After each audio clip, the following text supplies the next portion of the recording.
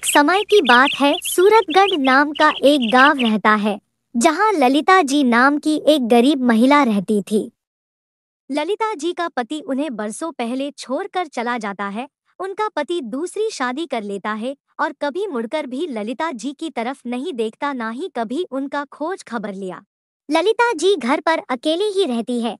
वो ज्यादा किसी से बात नहीं करती थी। उनका एक बेटा रहता है जिसे पढ़ने के लिए गांव से बाहर शहर भेजती है। उनको अब सारा उम्मीद सिर्फ अपने बेटे से ही था। उनके पास एक गाय रहता है जिसका नाम लक्ष्मी था। वो लक्ष्मी को बिल्कुल अपने बच्चे की तरह पालती थी। हमेशा उसके लिए हरा घास काट कर लाती थी उसे खिलाने के लिए। उनके अकेलेपन में लक्ष्मी ही उनका सहारा थी। वो लक्ष्मी से बहुत प्यार करती थी। घर घर जाकर गाय का दूध बेचती थी। वो दूध बेचकर ही अपना और अपने बेटे का खर्च चलाती थी। वो एक एक पैसा जोड़कर अपने बेटे को भेजती थी। एक दिन ललिता जी को घर पर बिल्कुल भी मन नहीं लग रहा था। उनका मन बहुत व्याकुल हो रहा था। उनको अपने बेटे का बहुत याद आ रहा था। ललिता जी अपने मन को बहलाने के लिए वो अपने पड़ोसी शांति जी से मिलने चली जाती है। वो एकमात्र शांति जी से ही अपने मन का बात करती थी। ललिता जी शांति जी से कहती है, शांति क्या कर रही है? व्यस्त तो नहीं हो ना? अगर व्यस्त हो तो मैं बाद में आऊंगी। शांति जी ललिता जी से कहती है, नहीं बहन, तुम बताओ आज इतने दिनों बाद कैसे आना हुआ? वे दोनों वही बाहर बैठकर बातें करने लगी। ललिता जी कहती है, आज रोहन का बहुत याद आ रहा था। घर पर मन नहीं लग रहा था, इसलिए तुमसे मिलने चले आए। शांति जी कहती है, अच्छा कि आ गई। मैं तो कहती हूँ तुम घर से थोड़ा बाहर निकलो, लोगों से बातचीत करो, तुम्हारा मन लगा रहेगा। रोहन को फोन लगा दे, बात करेगी क्या? नहीं, रहने दो, वो जब फ्री होगा खुद फोन करेगा, बेकार में परेशान नहीं करेंगे। शांति जी कहती है, एक बार रोहन को नौकरी लगने दो, तुम्हारी जिंदगी की मुश्किलें भी खत्म हो जाएगी। बहुत मुश्किल समय गुजार ली है तुम। ललिता जी कहती है, हाँ बस अब वही एक उम्मीद है, रोहन को बस एक अच्छी नौकरी लग जाए। ठीक है बहन, चलते हैं, आना तुम कभी घर। ललिता जी फिर अपने घर चली जाती है। एक दिन शांति जी ललिता जी के घर आती है। शांति जी ललिता जी से कहती है, रोहन का कॉल आया था, उसको तुमसे बात करना है। दरअसल ललिता जी के पास अपना फोन नहीं रहता है। जब भी बात करना होता था शांति के फोन से ही बात करती थी। ललिता जी रोहन से बात करती है, बेटा क्या हाल चाल है, कैसे हो तुम? इतने दिनों से तेरा कॉल नहीं आया, मेरा मन बहुत घबरा रहा था। रोहन कहता है, माँ तुझे एक खुशखबरी देनी थी। माँ मेरी एक बहुत बड़ी कंपनी में नौकरी लग गई है, सैलरी भी बहुत अच्छी है। माँ मैं कल घर आ रहा हूँ तेरे पास। ललिता जी कहती है, ठीक है बेटा, तुम अच्छे से घर आओ। रोहन की बात सुनकर ललिता जी रोने लगती है। असल में ये उनके खुशी का आंसू रहता है। इतने बरसों का इंतजार आज उनका खत्म हुआ। शांति जी पूछती है, क्या बात है, क्यों रो रही? क्या बोला रोहन? रोहन का नौकरी एक बड़े कंपनी में लग गया है और वो कल घर आ रहा है। ये तो बहुत खुशी की बात है। चलो, तुम्हारे जीवन से दुख समाप्त होने का समय आ गया। ठीक है, अब मैं अपने घर चलती हूँ, तुम अपना ध्यान रखना। यह कहकर शांति जी अपने घर चली जाती है। रोहन के आने की खबर सुनकर ललिता अपने घर के साफ सफाई में लग जाती है। तभी रोहन पीछे से आवाज लगाता है। ललिता जी रोहन को इतने समय बाद देखकर बहुत खुश होती है।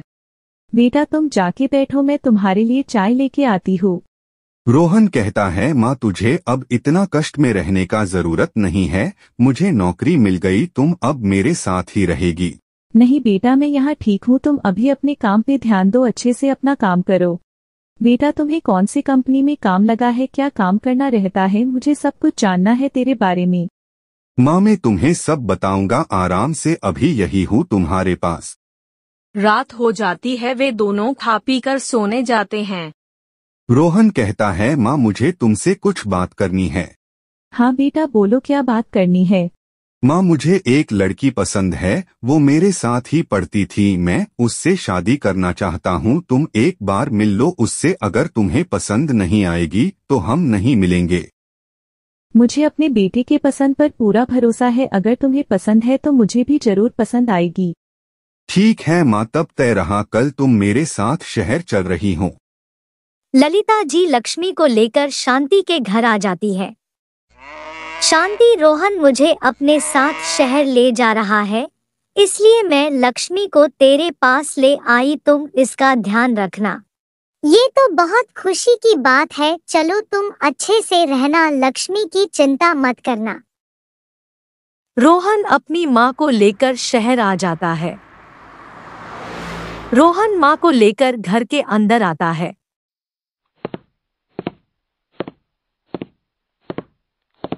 माँ अब हम दोनों यही इसी घर में रहेंगे, तुम्हें कभी भी कुछ चीज का जरूरत होगा तो हमको जरूर बोलना। ठीक है बेटा, तुम मेरे लिए परेशान मत हो, मैं संभाल लूंगी। माँ मैं ऑफिस जा रहा हूँ, तुम अपना ध्यान रखना। दोपहर का समय था, ललिता जी सो रही थीं, तभी रोहन आवाज लगाता है। रोहन का आवाज सुनकर ललिता जी उसके पास जाती है। ललिता जी आती है, क्या हुआ बेटा, क्यों बुला रहे हो। माँ देखो किसे तुमसे मिलवाने लाया हूँ, ये रीता है जिसके बारे में तुम्हें मैंने बताया था। रीता आगे जाकर ललिता जी को प्रणाम करती है। ललिता जी कहती, बेटा मैंने पहले ही बोला था, मेरा बेटा का पसंद कभी खराब नहीं हो सकता, मुझे रीता बहुत अच्छी लगी।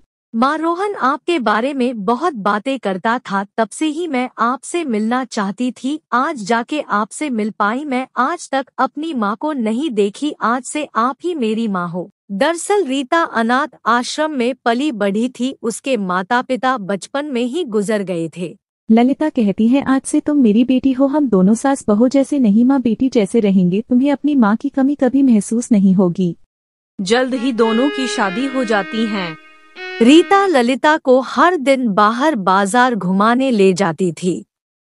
वे दोनों घंटों बैठकर एक दूसरे से बात करती थी, अपनी हर बात एक दूसरे के साथ शेयर करती थी। रीता के जीवन से उसकी माँ की कमी दूर हो जाती है।